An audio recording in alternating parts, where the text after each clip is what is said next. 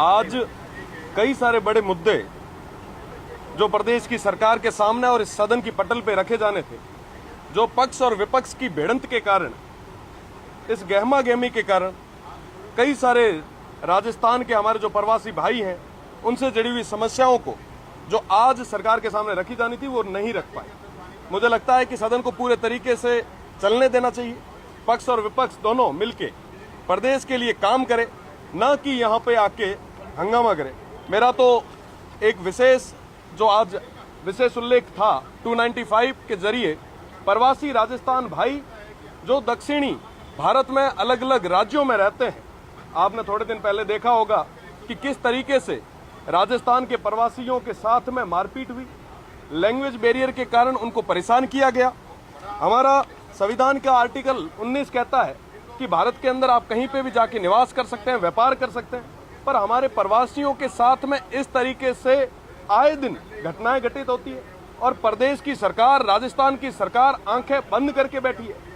आप विचार करें, जब राइजिंग राजस्थान की बारी आती है तो हम प्रवासी राजस्थानियों को बुलाते हैं, जब चुनावों की बारी आती है तो वोट के लिए उनके पास जाते हैं, पर आज जब उन पे संकट आया है और ऊपर और नीचे डबल इंजन की सरकार है तो उनके हितों की रक्षा करना भी प्रदेश की सरकार की जिम्मेदारी है।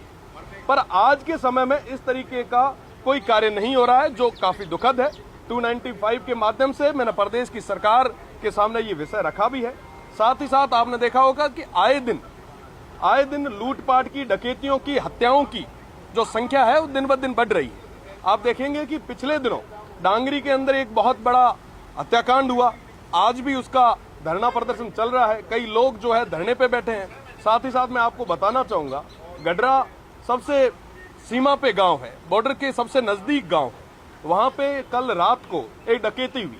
डकैती किस तरीके से कि घर में कुछ लोग घुसते हैं, परिवार को बंधक बनाते हैं और फिर बड़ी संख्या में लूटपाट करते हैं।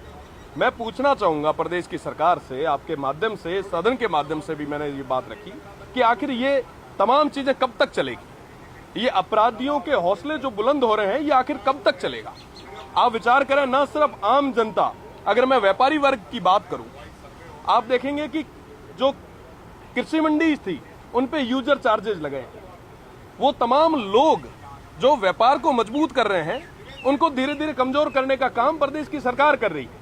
आप उन व्यापारियों पे, उन मंडी के जितने भी व्यापारी हैं उन पे ये टैक्स लगा के उनको इस कंपटीशन के जमाने में धीरे धीरे बाहर कर रहे हैं, काफी बड़ा नुकसान आप पहुंचा रहे हैं। ये तमाम चीजें नहीं होनी चाहिए और कई सारे मुद्दे जो 8 करोड़ जनता से जुड़े हैं उन पे चर्चा होनी चाहिए, हाउस चलना चाहिए। आज कारखानों पे भी चर्चा चल रही थी, हमने बात की कि आप समय बढ़ाएं, पर कम से कम जो श्रमिक है उनके हितों का भी ध्यान रखें।